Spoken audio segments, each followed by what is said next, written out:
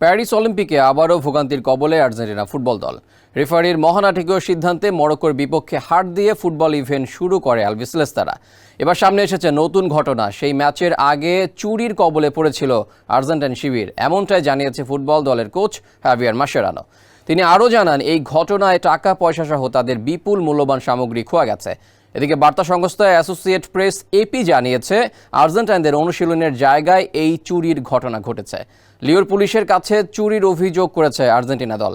এদিকে প্যারিস অলিম্পিকের আনুষ্ঠানিক উদ্বোধনের আগে ২৪ জুলাই মাঠে গড়ায় ফুটবল ইভেন্ট। প্রথম ম্যাচে রেফারির নজিরবিহীন সিদ্ধান্তে মরক্কোর কাছে ২-১ গোলে হেরে যায় আর্জেন্টিনা। এরপর গণমাধ্যমে মাসেরানো চুরির ঘটনাটি জানান। নগদের কাছে সব গ্রাহকই প্রিয়, তাই তো সারা দেশে ক্যাশ আউট চার্জ সবচেয়ে কম। যদিও ফরাসি টেলিভিশন বিএফএম টিভির দাবি, ভুক্তভোগী ৫০,০০০ ইউরো চুরির কথা জানিয়েছে।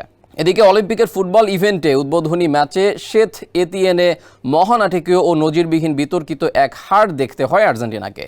ম্যাচে মরক্কো ২-১ গোলে এগিয়ে যায়। ম্যাচের যোগ করা সময়ের ১৬ মিনিটে ক্রিশ্চিয়ান মেদিনার গোলে ২-২ গোলে ড্র করে আর্জেন্টিনা।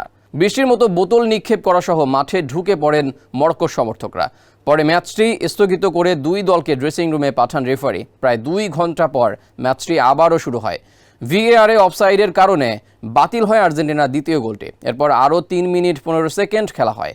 তবে মেসি, ডি মারিয়াদের উত্তরসূরিরা ২-১ গোলের হার নিয়েই মাঠ ছাড়ে।